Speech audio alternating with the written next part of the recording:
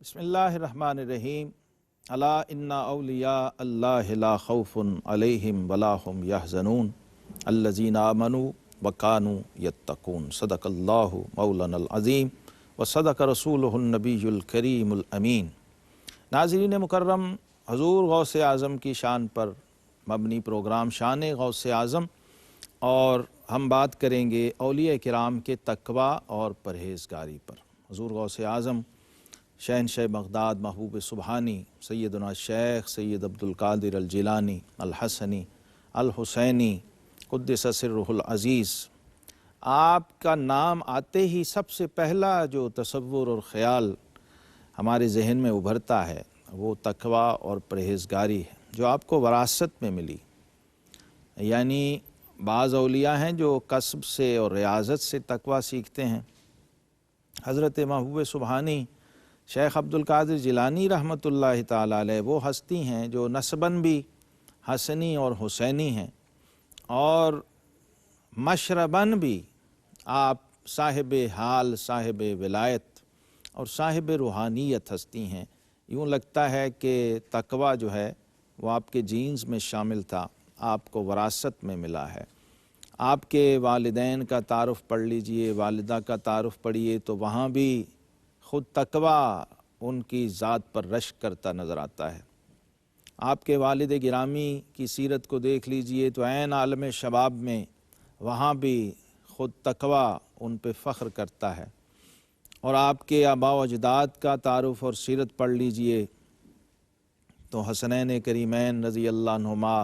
سیدنا علی المرتضیٰ شیر خدا کرم اللہ وجہ الکریم، سیدۃ النساء الجنہ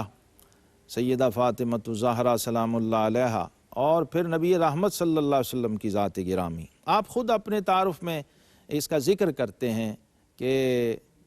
انا الحسنی والمخدہ مقامی واقدامی علی عنق الرجال، فرماتے ہیں کہ میں حسنی ہوں اور میرا مقام مخدہ ہے، اور میرا قدم اولیاء کرام کی گردنوں پر ہے جو مردان حال ہیں۔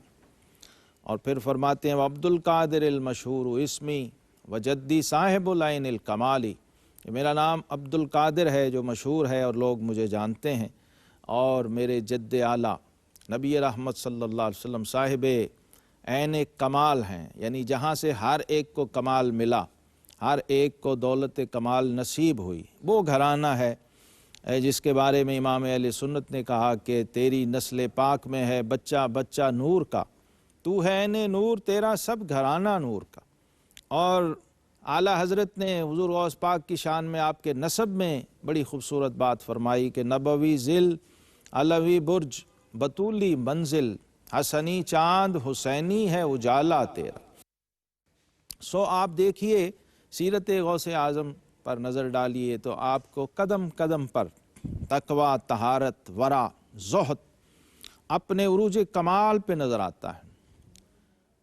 آج ایک المیہ یہ ہے کہ ہم جن ہستیوں کو مانتے ہیں ان کو کما حقہ جانتے نہیں ہیں، جس کی وجہ سے ان کی سیرت اور ان کے کمالات کے ایک بہت بڑے ذخیرہ سے ہم محروم رہ جاتے ہیں۔ تو آج ضرورت یہ ہے کہ ہم جنہیں مانتے ہیں انہیں جانیں، کیونکہ ہمیں یہ سکھایا گیا ہے، انہیں جانا، انہیں مانا، نہ رکھا غیر سے کام، للہ الحمد میں دنیا سے مسلمان گیا۔ تو دنیا سے مسلمان جانے کے لیے ضروری ہے کہ اپنے اکابر کو، اپنے بڑوں کو، اپنے راہبر اور پیشواؤں کو ہم جانیں، کیونکہ ان کی معرفت ہی اصل میں ہمارے لیے زاد راہ بھی ہے اور ہمارے لیے ذریعہ نجات بھی ہے۔ نبی رحمت صلی اللہ تعالیٰ علیہ وسلم کی ذات گرامی سے اور قرآن پاک سے جب آپ رہنمائی لیتے ہیں تو اللہ رب العزت نے قرآن پاک میں اولیاء اللہ کی خاص نشانی ہی یہ بیان فرمائی اور وصف خصوصی یہ بیان فرمایا کہ جو اللہ کے دوست ہیں، ایک تو ان کو کوئی خوف اور غم نہیں، اور وہ کون ہوتے ہیں؟ الذین آمنوا وکانوا یتقون، یعنی ایمان کے بعد جو سب سے پہلا وصف اولیاء اللہ کا ہے وہ تقوی ہے۔ تقوی کے دو معنی کیے جاتے ہیں، بچنا بھی اور ڈرنا بھی۔ ظاہر ہے بچے گا وہی جو ڈرے گا۔ تو دونوں معنی بالکل درست ہیں، اور پھر اہل حال صوفیہ اور عرفاء نے اس کو مزید واضح کیا ہے، ہمارے لیے کھولا ہے۔ حضور غوث پاک شہنشاہ بغداد شیخ عبد القادر جیلانی رحمۃ اللہ تعالی علیہ کی آپ سیرت میں دیکھ لیجئے تو بچپن ہی سے آپ کے مزاج میں یہ تقوی شامل تھا۔ آپ کی عمر کے ہم عمر بچے جب کھیل رہے ہوتے تو بچے کہتے کہ عبد القادر تم بھی آؤ ہمارے ساتھ کھیلو، تو آپ فرماتے کہ مجھے اللہ رب العزت نے لہو و لعب کے لیے پیدا نہیں کیا۔ اولیاء کرام اور بزرگان دین کی سیرت بے شمار واقعات ہیں، اور بلکہ ان کا مزاج ہی ڈھل چکا ہوتا ہے تقوی اور پرہیزگاری کے حوالے سے۔ تو ہمیں زیادہ فوکس ان بزرگوں کی سیرت پہ کرنا چاہیے۔ اس میں کوئی شک نہیں کہ ان کی کرامات، ان کے مکاشفات اور خرق عادات بھی بہت ظاہر ہے، ان کا بہت بڑا تعارف ہوتے ہیں، لیکن حضور غوث پاک رضی اللہ تعالی عنہ سے کتابوں میں یہی لکھا ہے سیرت نگاروں نے کہ سب سے زیادہ کرامات کا صدور آپ سے ہوا ہے، اور اس پہ عجیب بات یہ ہے کہ اتنا ہی آپ نے اس کے ذکر سے بھی گریز فرمایا اور اس کو کوئی بہت بڑی فضیلت نہیں سمجھا۔ اصل فضیلت فرماتے ہیں الاستقامت فوق الکرامہ، استقامت جو ہے ان الذین قالوا ربنا اللہ ثم استقاموا تتنزل علیہم الملائکہ، وہ جنہوں نے کہا کہ ہم ایمان لائے اور ہم نے اللہ کو اپنا رب مان لیا اور پھر اس پہ استقامت اختیار کی، وہ ہے اصل اہل کمال، وہ ہیں اصل اولیاء اللہ، اور وہ ہیں مقربین بارگاہ الہی جن کے سرخیل ہیں حضور غوث پاک سیدنا شیخ عبد القادر جیلانی رحمۃ اللہ تعالی علیہ۔ آپ کے والد ماجد کا بھی سب سے بڑا تعارف جو دنیا میں اس وقت موجود ہے وہ نوجوانی میں ان کا تقوی ہے، اور بڑا مشہور واقعہ ہے کہ عین عالم شباب میں آپ نہر کے کنارے جا رہے تھے اور ایک سیب بہتا ہوا آیا، آپ نے وہ پکڑا، بھوک بھی تھی، سفر بھی تھا، اضطرار بھی تھا، جواز بھی تھا۔ جب وہ کھایا تھوڑا سا سیب تو وہ جو اندر فطرت میں تقوی تھا، خشیت الہی تھی، اس نے مجبور کیا کہ یہ سیب میں نے کھا لیا لیکن اس کے مالک سے اجازت نہیں لی، تو خلاف تقوی ہے۔ خیر تلاش میں نکلے، مالک کو ڈھونڈا اور اس باغ کے مالک تک پہنچے اور یہ معاملہ پیش کیا۔ وہ بھی کوئی صاحب نظر تھے، انہوں نے فرمایا اس دور میں اتنا سا کام سیب کھا کے کون آتا ہے؟ تو آپ نے فرمایا کہ اس کا کفارہ ہوگا اور اس باغ میں مزدوری کرنا ہوگی۔ آپ نے تسلیم کیا، مزدوری کی، اس کا کفارہ ادا کیا، پھر معافی طلب کی، اور وہ جو بزرگ تھے اس باغ کے مالک شیخ عبداللہ سومئی رحمۃ اللہ تعالی علیہ، وہ امام حسین کی اولاد میں سے تھے، اولیاء اللہ میں سے تھے، کہا کہ بیٹا تم عین عالم شباب میں تقوی کی اس معراج پہ ہو کہ میں اپنی بیٹی کے رشتہ کے لیے فکر مند رہتا تھا، وہ بھی نہایت صاحب تقوی اور پیکر عفت و عصمت بچی ہے، تو میں اللہ سے دعا کرتا تھا کہ کوئی ایسا صاحب تقوی جوان مل جائے، سو تمہاری پیشانی پر جو ولایت کا نور میں دیکھ رہا ہوں اور جو تقوی کی روشنی دیکھ رہا ہوں، تو میں اس نتیجے پہ پہنچا ہوں کہ اپنی بیٹی کی شادی تم سے کروں۔ اور وہ کس طرح سے انہوں نے تعارف کروایا اپنی بیٹی کا کہ وہ معذور ہے، اپاہج ہے، نابینا ہے اور گنگی ہے۔ اب سن کے حیران و پریشان رہ جاتا ہے آدمی۔ پھر بھی آپ نے حضرت شیخ ابو صالح موسیٰ رحمۃ اللہ تعالی علیہ نے اس کو قبول فرمایا، اور جب شادی ہوئی تو دیکھا تقوی اور طہارت اور حسن و جمال کی پیکر خاتون ہے اور بالکل صحیح سالم ہے، تو کہا کہ حضرت آپ نے تو یہ فرمایا تھا کہ یہ معذور ہیں، تو فرمایا بیٹا اس لیے کہا تھا کہ اس نے نامحرم کو کبھی اپنی آنکھ سے دیکھا نہیں، کسی غیر کے کان میں اس کی آواز کبھی گئی نہیں، کبھی قدم اس نے گھر کی چار دیواری سے باہر نہیں نکالا، ذکر و فکر، تقوی اور طہارت اور اللہ کی یاد میں سارا وقت گزارا ہے۔ سو یہ وہ جوڑا تھا حسنی حسینی جوڑا جس نے حضور غوث اعظم رحمۃ اللہ تعالی علیہ کے والدین بننا تھا۔ سیدہ فاطمہ ام الخیر اور شیخ ابو صالح، وہ ام الخیر یہ ابو صالح، اور ان کی اولاد حضور غوث پاک شہنشاہ بغداد شیخ عبد القادر جیلانی رحمۃ اللہ تعالیٰ علیہ، جن کو گھر سے نکلتے ہوئے پہلا درس یہ دیا گیا کہ بیٹا آپ نے جھوٹ نہیں بولنا، جو تقویٰ کی بنیاد ہے، کبیرہ گناہ سے بچنا۔ تقویٰ یہاں سے شروع ہوتا۔ پہلا درجہ یہ ہے کہ آپ نے کبائر سے بچنا ہے، پھر دوسرا درجہ یہ ہے کہ آپ نے صغائر سے بچنا ہے، صغیرہ چھوٹے گناہوں سے بھی بچنا ہے، اور تیسرا درجہ جو اعلیٰ ترین درجہ ہے وہ یہ ہے کہ آپ نے مشکوک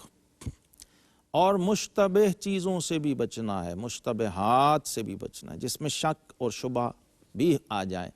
اس سے بھی بچنا ہے۔ چنانچہ حضور غوث پاک رضی اللہ تعالیٰ خود فرماتے ہیں کہ جس وقت بغداد شریف آپ روانہ ہوئے تو آپ کی والدہ ماجدہ نے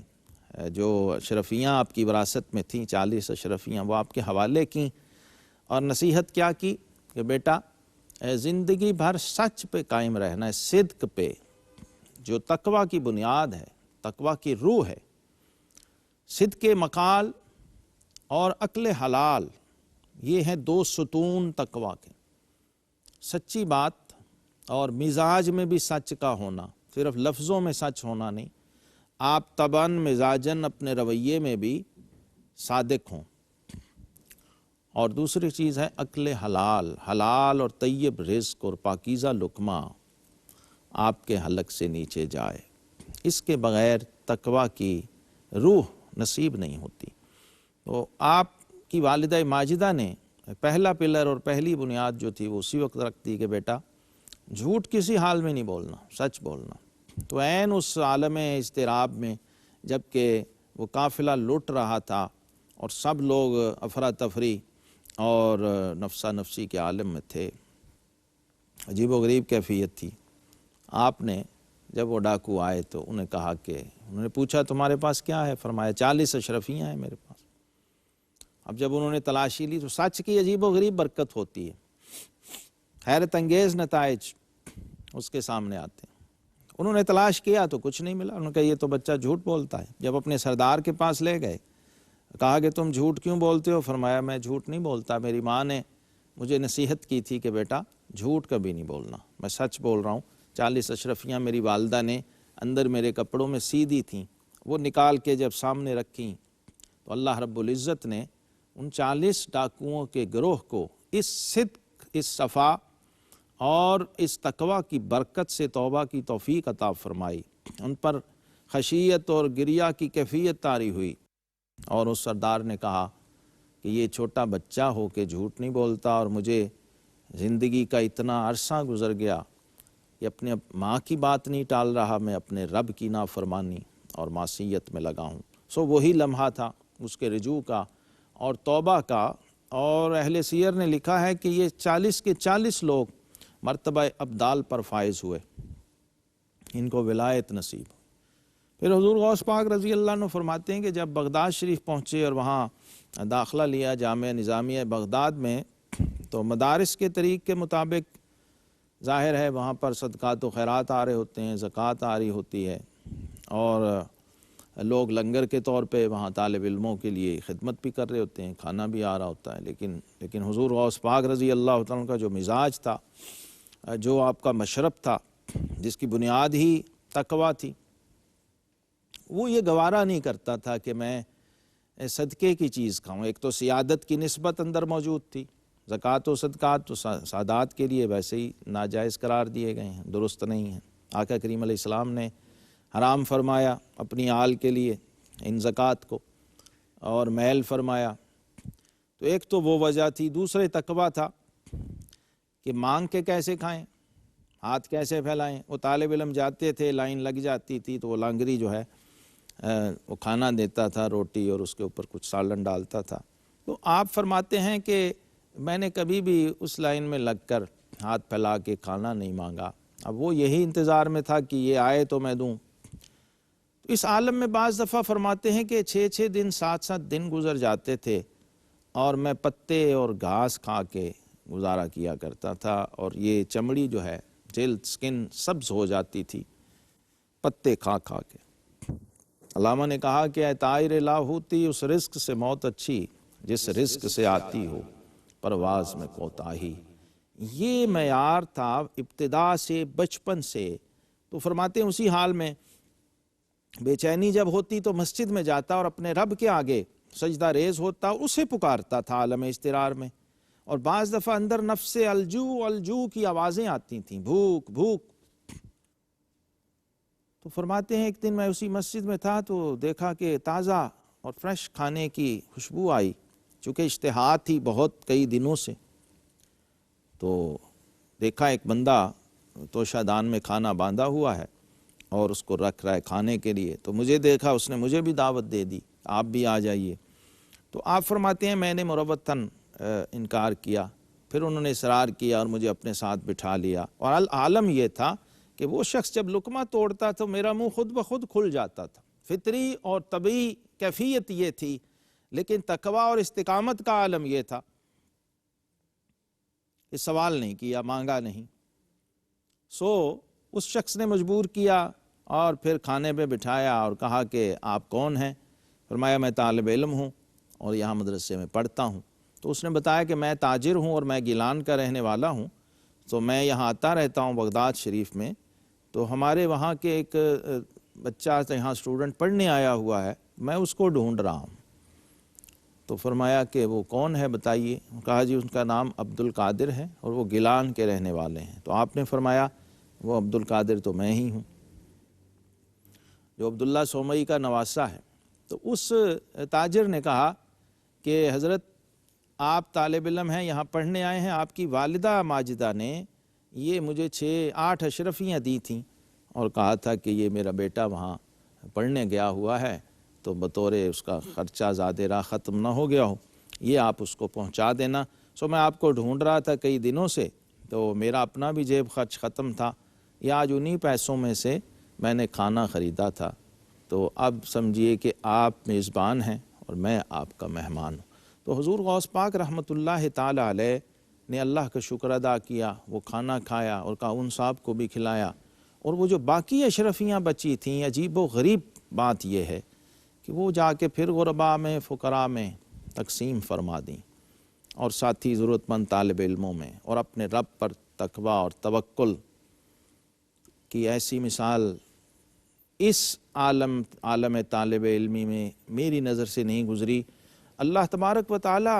اپنے دوستوں کے بارے میں قرآن پاک میں فرماتا ہے کہ وَمَن يَتَوَكَّلْ عَلَى اللَّهِ فَهُوَ حَسْبُهُ، جب وہ اللہ پر بھروسہ اور توکل کر لیتے ہیں پھر اللہ ان کے لیے خود ہی کافی ہو جاتا ہے۔ اور گویا یوں سمجھیے کہ حدیث پاک کے مطابق اللہ انہیں کھلاتا بھی ہے اور انہیں پلاتا بھی ہے۔ اولیاء کرام بزرگان دین کی سیرت بھری ہوئی ہے۔ حضور غوث پاک رحمۃ اللہ تعالی علیہ کے ابتدائی 40 سال وہ اسی کیفیت ریاضت میں، مجاہدہ میں اور تقوی میں گزرے ہیں۔ اور آپ کے مجاہدات کا جو عالم ہے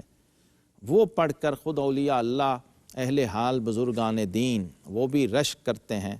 کہ یہ بشر کے بس کی بات نہیں ہے۔ ایسا مجاہدہ اور ایسی ریاضت اور ایسا تقوی آپ نے اختیار کیا کہ اپنے بعد میں آنے والے اپنے مریدوں، اپنے عقیدت مندوں کے لیے روشنی کا ایک مینار چھوڑا آپ نے اپنے پیچھے۔ آپ کی حیات طیبہ میں بے شمار ایسے اولیاء کرام اور بزرگان دین کا ذکر موجود ہے جو آپ کے معاصر ہیں، لیکن ان سب کا یہ اجماع و اتفاق تھا کہ علم و فضل میں بھی، فقاہت میں بھی اور ریاضت و تقوی میں بھی آپ کا کوئی ثانی اور آپ کی کوئی مثل نہیں ہے۔ کیونکہ یہ آپ نے جن مشائخ سے تربیت پائی، حضرت ابو سعید مبارک المخرمی رحمۃ اللہ جو آپ کے پیر و مرشد ہیں، حضرت خواجہ ابو یوسف حمدانی رحمۃ اللہ تعالی علیہ جن کو آپ نے دیکھا ہے، حضرت خضر علیہ السلام جو آپ کی تربیت میں شامل رہے ہیں، خود آپ کے والد گرامی اور آپ کی والدہ ماجدہ جو گھر سے آپ کو فیض ملا ہے، آپ کے نانا شیخ عبداللہ سومئی رحمۃ اللہ تعالی علیہ، تو یہ ایک ایسا ماحول تھا جو سپورٹ کر رہا ہوتا ہے اس فرد کو جس کو یہ ماحول ملتا ہے تقوی کے لیے۔ اور پھر جب آپ عملی زندگی میں آئے، طالب علمی کے بعد علم کی دنیا میں آئے، تو اور مسند افتاء پر بھی فائز ہیں۔ یعنی آپ کا جو صحیح تعارف میں سمجھتا ہوں ہونا چاہیے وہ یہ ہے کہ آپ اپنے وقت کے فقیہ اعظم بھی ہیں اور اپنے وقت کے مفتی اعظم بھی ہیں، اپنے وقت کے غوث اعظم بھی ہیں اور اپنے وقت کے مجدد اعظم بھی ہیں۔ گویا یہ سارے میدان اس وقت آپ نے ان کو کور کیا اور اپنے معاصرین کو بتایا کہ ایک کامل صوفی اور ایک کامل صاحب ارشاد کا کرائیٹیریا کیا ہے، لہٰذا ہر میدان میں آپ کو تسلیم کیا گیا۔ لیکن جو تقویٰ ہے ہر جگہ اس کا آپ کو غلبہ نظر آئے گا۔ جب عباسی خلیفہ المستنجد باللہ آیا آپ کی خدمت میں نذرانہ پیش کرنے کے لیے، اور ظاہر ہے بہت بڑی بڑی اشرفیوں کی تھیلیاں لے کر وہ نذرانہ پیش کرنے آتے تھے۔ خلیفہ وقت کا اول تو کہیں جانا ہی یہ بڑی عجیب بات تھی، یہ صرف حضور غوث پاک کی بارگاہ تھی جہاں عباسی خلیفہ خود چل کے آتا تھا، ورنہ سب لوگ عباسی خلیفہ کے دربار میں جاتے تھے۔ یہ بھی آپ کے تقویٰ کی ایک عجیب مثال تھی۔ اور جب خلیفہ آتا تھا تو آپ اندر تشریف لے جاتے تھے، بادشاہ وقت آ رہا ہے آپ اٹھ کے اندر تشریف لے، اور بادشاہ بھی نہیں، خلیفہ عالم اسلام کا، خلیفۃ المسلمین عباسی خلیفہ، جنہوں نے تاریخ پڑھی ہے وہ جانتے ہیں کہ ان کی ہیبت شان شوکت کیا ہوتی تھی۔ وہ اس لیے فرماتے تھے اپنے مریدین کی تربیت کے لیے کہ مجھے حاکم وقت کے لیے اٹھنا نہ پڑے، حاکم وقت ایک درویش کے لیے کھڑا ہو، ایک درویش حاکم وقت کے لیے کھڑا نہ ہو۔ پھر جب وہ آ جاتا تو آپ اندر سے تشریف لاتے تھے۔ دین کے عزت، عظمت اور وقار کا ایسا اظہار تھا اور ایسی شان استغنا تھی۔ اس نے جب اشرفیاں پیش کیں اور وہ تھیلیاں پیش کیں تو آپ نے اپنے دست غوثیت میں ان تھیلیوں کو لیا اور دبوچا اور نچوڑا تو اس میں سے خون کی دھاریں بہنے لگیں اور خلیفہ تھر تھر کانپنے لگا۔ آپ نے فرمایا کہ مستنجد باللہ، اگر حضور علیہ السلام کے چچا عباس کی نسبت کا لحاظ نہ ہوتا تو میں یہ تھیلیاں اتنی نچوڑتا کہ یہ خون بہہ کر تیرے محل کے ستونوں تک پہنچ جاتا۔ یہ تقویٰ اور یہ مزاج اور یہ استغنا حضور غوث پاک رضی اللہ تعالی عنہ نے بطور مثال اور وراثت چھوڑا ہے اپنے ماننے والوں کے لیے، اپنے چاہنے والوں کے لیے اور تمام امت مسلمہ کے لیے، جن کے لیے آپ رول ماڈل ہیں اور ہمارے ان ہستیوں میں سے ہیں جن کے لیے قرآن کہتا ہے صراط الذین انعمت علیہم، جن کی ہم اتباع کرتے ہیں اور جن کی ہم پیروی کرتے ہیں۔ تو اولیاء اللہ کی پوری آپ چین کو اٹھا کر دیکھ لیجئے، آپ کشف المحجوب کا مطالعہ کر لیں، رسالہ کشیریہ کا مطالعہ کر لیں، آپ عوارف المعارف کو دیکھ لیجئے، تو اولیاء اللہ کے احوال میں جو سب سے بنیادی اور غالب چیز نظر آتی ہے وہ تقویٰ ہے۔ کیوں ہے؟ کیونکہ قرآن کہتا ہے اِنَّ اکرمکم عند اللہ اتقاکم، اللہ کے نزدیک تم میں معزز ترین وہ ہے جو صاحب تقویٰ۔ اور نبی کریم علیہ السلام سے جب بھی پوچھا گیا، وہ ایک بدو صحابی آئے تو صحابہ کرام فرماتے ہیں کہ انہوں نے پوچھا کہ یا رسول اللہ صلی اللہ علیہ وسلم مجھے کوئی نصیحت فرما دیجئے، تو آقا کریم علیہ السلام نے فرمایا کہ اللہ کا تقویٰ اختیار کرو۔ یعنی اللہ کا تقویٰ اختیار کرنا کیا ہے؟ ڈرنا اور بچنا، اللہ کے خوف سے، اللہ کی نافرمانی سے بچنا، اللہ کے عذاب سے بچنا۔ اور حضرت انس بن مالک رضی اللہ تعالیٰ عنہ فرماتے ہیں کہ نبی کریم علیہ السلام سے پوچھا گیا کہ یا رسول اللہ صلی اللہ علیہ وسلم آل محمد کون لوگ ہیں؟ تو آقا کریم علیہ السلام نے فرمایا ہر متقی آل محمد ہے، میری امت کا ہر صاحب تقوی شخص وہ میری آل میں سے۔ کتنا بڑا اعزاز اور کتنا بڑا شرف بخشا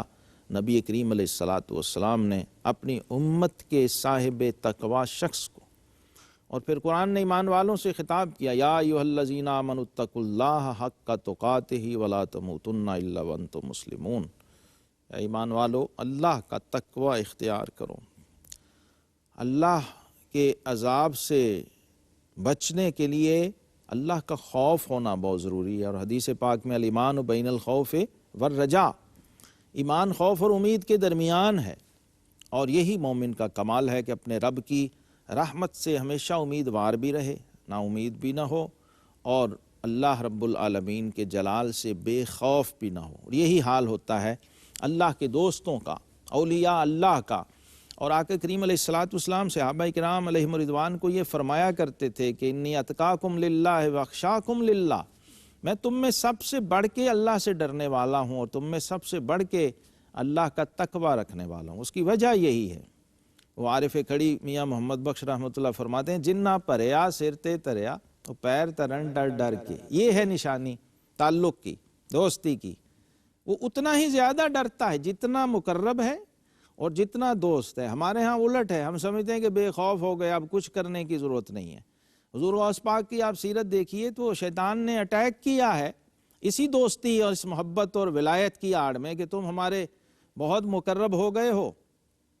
لہٰذا سارے احکام تم سے ساقط ہو گئے، اب کوئی نماز پڑھنے کی ضرورت نہیں، کوئی تقویٰ کی ضرورت نہیں۔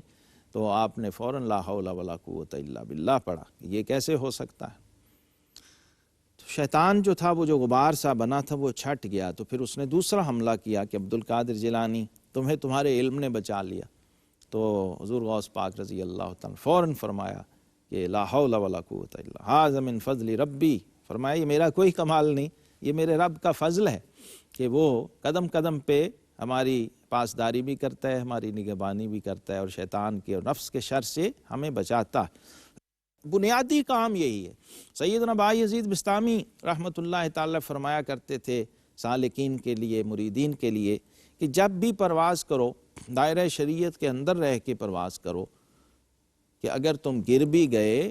تو دوبارہ اٹھ سکو گے، اور اگر دائرہ شریعت سے باہر نکل گئے تو پھر دوسری پرواز کا موقع نہیں ملے گا، کیونکہ توبہ کا دروازہ کھلا ہے۔ اور اولیاء اللہ ظاہر ہے معصوم نہیں ہوتے ہیں، لیکن ان کو یہ معلوم ہے کہ ہم نے تقویٰ کے مدارج طے کرنے ہیں۔ اہل حال اولیاء فرماتے ہیں کہ تقویٰ کی سب سے جو بنیادی جو نشانی ہے اور ضرورت ہے وہ ہے شرک سے بچنا، شرک اور اس کی ہر قسم سے بچنا۔ اس کے بعد پھر معصیت، گناہ، برائی اور نافرمانی سے بچنا، یعنی گناہ کبیرہ و صغیرہ سے بچنا۔ اس کے بعد پھر شبہات سے بچنا۔ تو اس کی آپ اولیاء اللہ کی زندگی میں مثالیں دیکھیے تو ایسی ایسی عجیب مثالیں ہیں۔ حضرت عتبہ بن غلام رحمۃ اللہ تعالی علیہ گھی کا کام کرتے تھے، تو وہ گھی کے ایک گھڑے بنے ہوئے آتے تھے، تو ایک دفعہ ایک گھڑے میں سے چوہا نکلا، تو آپ نے اپنے ملازم سے پوچھا کہ بھئی یہ کس گھڑے میں سے چوہا نکلا ہے؟ تو اس نے کہا جی میں بھول گیا ہوں کس گھڑے میں سے چوہا نکلا ہے۔ تو آپ نے فرمایا اب اس کو بیچنا نہیں ہے، ان میں سے کسی ایک گھڑے، ظاہر ہے ایک میں سے نکلا تھا، باقی 39 ٹھیک تھے، لیکن عجیب و غریب مزاج تھا ان کا کہ اب کیا ہوگا کہ شک آ گیا، شبہ آ گیا، لہٰذا اس کو فروخت نہیں کرنا، ایکسپلائٹ نہیں کرنا۔ ہمارے ہاں دیکھیے کہ جان بوجھ کر لوگ ملاوٹ والی اور گھٹیا چیزیں تیار کر کے بیچ رہے ہیں، اور وہاں قدرتی طور پہ شک آ گیا تو اللہ کے ولی نے فرمایا کہ ہرگز نہیں، اب ہم اپنا منافع، پروفٹ کیا، اصل زر ہے اس کو بھی قربان کریں گے، لیکن خلاف تقویٰ نہیں جائیں گے۔ حضرت بایزید بسطامی رحمۃ اللہ تعالی علیہ آپ بصرہ گئے، کچھ بیج خریدے، وہاں سے واپس بسطام آئے تو اس میں سے کچھ چیونٹیاں نکل آئیں، دیکھا کہ یہ تو بصرہ کی چیونٹیاں ہیں، تو ان کو میں یہاں لے آیا ہوں۔ پھر واپس سفر کیا اور جا کے ان چیونٹیوں کو وہاں پر چھوڑا اور واپس تشریف لائے۔ یہ مزاج تھا۔ حضرت امام اعظم ابو حنیفہ رحمۃ اللہ تعالی علیہ آپ دجلہ کے کنارے بیٹھے تھے، اپنے قمیص کا دامن دھو رہے تھے، تو کوئی شخص گزرا، اس نے پوچھا کہ حضور یہ کیا ہوا، کیوں دھو رہے ہیں؟ فرمایا کیچڑ لگ گیا تھا تو اس لیے میں دھو رہا ہوں۔ تو وہ کہنے لگا کہ حضور آپ کا تو اپنا فتویٰ ہے کہ اگر ایک سکے کے برابر تھوڑی سی کیچڑ یا گندگی یا نجاست لگ جائے تو وہ خشک ہو جائے تو نماز پڑھ سکتے ہیں، جائز ہے۔ تو آپ نے فرمایا کہ بیٹا وہ فتویٰ ہے، یہ تقویٰ ہے۔ اگر جواز بھی ہے تو وہ فتویٰ ہوگا، اور تقویٰ کیا ہے کہ جب آپ کے پاس پانی میسر ہے اور آپ طہارت حاصل کر سکتے ہیں تو پھر اس کو ضرور حاصل کیا جائے۔ پھر اس سے آگے ورع ہے، تقویٰ سے آگے ایک مرتبہ ہے ورع۔ امام کشیری رحمۃ اللہ تعالی علیہ لائے ہیں کہ ایک خاتون تھی بغداد شریف میں، اور چرخہ کاٹ رہی تھی، سرکاری مشلیں گزری، لائٹ پڑ گئی، وہ اپنے چراغ کی روشنی میں یا چاند کی چاندنی میں کاٹ رہی تھی۔ وہ جب مشلیں سرکاری گزری تو لائٹ بڑھ گئی، اس میں بھی کچھ چرخہ کٹ گیا، سوت بن گیا، تو فوراً کام روکا اور امام احمد بن حنبل رحمۃ اللہ تعالیٰ علیہ کے پاس گئیں، کہا کہ حضرت یہ جو چرخہ میں نے کاٹ لیا ہے ان سرکاری مشلوں کی روشنی میں، کیا یہ میرے لیے جائز ہے؟ تو وہ حیران ہو گئے، فرمانے لگے کہ تم کہیں بشر حافی کی بہن تو نہیں ہو؟ کہا جی میں ان کی بہن ہوں۔ تو فرمایا پھر اس فتوے کا صحیح جواب وہی دے سکتے ہیں، کیونکہ وہ مجھ سے زیادہ تقوی والے ہیں۔ اس کا درست تو گویا اہل علم فتویٰ میں بھی یہ احتیاط کرتے تھے کہ اگر کوئی ایسا مسئلہ آ گیا ہے کہ جو ہمارے تقوی سے بڑھ کے ہے تو پھر ہم اس کے جواب کے بھی اہل نہیں ہیں۔ ورع وہ مقام ہے، زہد وہ مقام ہے کہ امام احمد بن حنبل رحمۃ اللہ تعالیٰ علیہ جیسے لوگ بھی اس کو ایکنالج کرتے ہیں، مانتے ہیں اور اپنے سے زیادہ صاحب تقوی کے پاس بھیجتے ہیں۔ تو ناظرین محترم، اولیاء اللہ کا وصف خاص جو قرآن پاک نے بیان کیا ہے وہ ایمان کے بعد تقوی ہے، اور حضور غوث پاک رضی اللہ عنہ کی سیرت اول اور آخر تقوی کے نور سے معمور ہے اور روشن ہے۔ رب کائنات ہمیں بھی اولیاء کرام بزرگان دین کے اس فیض تقوی کے ساتھ وابستہ رہنے کی توفیق عطا فرمائے، اور ان اولیاء اللہ کی سیرت کو ہم اس پہلو سے جانیں، بزرگان دین کی سیرت کو، کیونکہ اس کا ایک بہت بڑا فائدہ ہمیں یہ ملتا ہے کہ اولیاء کرام اہل حال بزرگان دین وفات کے بعد بھی ان کا صرف ذکر اور تذکرہ وہ بھی ہماری تربیت کر رہا ہوتا ہے۔ اور اولیاء اللہ کہتے ہیں کہ عند ذکر الصالحین تتنزل الرحمہ، جب ان کا صرف ذکر شروع ہو جاتا ہے تو رحمت کا نزول ہوتا ہے، اور پھر ایک موٹیویشن پاور ہمیں مل رہی ہوتی ہے، چاہے آپ ان کا ذکر پڑھ لیں، چاہے ان کا ذکر کر لیں، چاہے ان کا ذکر سن لیں، تینوں طرح سے ان کا فیض روحانی ہمیں مل رہا ہوتا ہے۔ گویا ان کی صحبت کا کام دے رہی ہوتا ہے ان کا تذکرہ ہمیں، اس لیے ہمیں حکم ہے شریعت میں کہ فرمایا اذکروا محاسن موتاکم، اپنے فوت شدگان کے مرحومین کے محاسن کو، تذکرے کو، خوبیوں کو بیان کرتے رہا کرو۔ تو اولیاء اللہ کا ذکر گویا یہ بھی ہمیں تقوی کی طرف مائل کر رہا ہوتا ہے، اس سے بھی ہمیں تقوی کا فیض نصیب ہو رہا ہوتا ہے، اور طبیعت مائل ہوتی ہے کہ ہم تقوی اختیار کر لیں۔ پہلے درجے میں کہ آپ ایمانیات میں اور اعتقادات میں اور عقائد میں تقوی کے میدان میں آتے ہیں، پھر آپ کبائر اور صغائر سے بچ کے تقوی اختیار کرتے ہیں، اور پھر تیسرا درجہ آتا ہے کہ آپ مشکوک اور مشتبہات چیزوں سے بھی بچنا شروع کر دیتے ہیں، اور اس کے پھر نتائج اور ثمرات جو ہیں آپ کو عبادت میں پھر لذت محسوس ہوتی ہے، حلاوت محسوس ہوتی ہے، اللہ کی بندگی میں پھر مزہ آتا ہے، اور اس کے لیے پھر کھینچا تانی نہیں کرنی پڑتی، اور پھر کیا ہوتا ہے کہ آپ کا تھوڑا بھی بہت ہو جاتا ہے، جو قلیل ہے وہ کثیر ہو جاتا ہے، کیونکہ یہ اصول اور یہ ضابطہ یاد رکھیے کہ اسلام یہ کوانٹٹی کا دین نہیں ہے، اسلام کوالٹی کا دین ہے، اور یہی اللہ اور اس کے حبیب صلی اللہ تعالیٰ علیہ وسلم کو پسند ہے کہ آپ جو عمل کریں اس میں اخلاص کا اور اس میں کوالٹی کا خیال رکھیں کہ کتنے احسن طریقے سے اور کتنے تقوی اور طہارت کے ساتھ آپ نے اس عمل کو ادا کیا ہے، تو پھر وہ بظاہر تھوڑا ہوتا ہے لیکن نتائج اور ثمرات اس کے بہت زیادہ ملتے ہیں۔ اللہ رب العزت ہمیں تقوی کی برکات اور اولیاء کرام بزرگان دین کے فیض و برکات سے مستفید اور مستفیض فرمائے۔ وآخر دعوانا ان الحمد للہ رب العالمین۔